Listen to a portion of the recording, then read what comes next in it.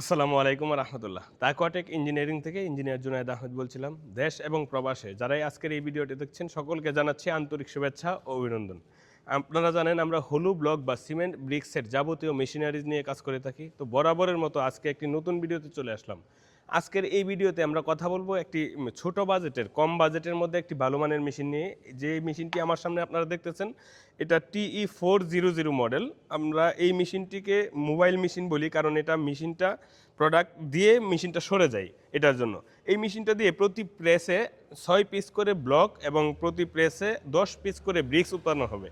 একই মেশিন দিয়ে আপনি ব্লক এবং ব্রিক্স উৎপাদন করতে পারবেন, শুধুমাত্র এডিশনাল ডাইস আছে দুইটা পার্ট, এই দুইটা পার্ট আলাদা নেওয়ার মাধ্যমে।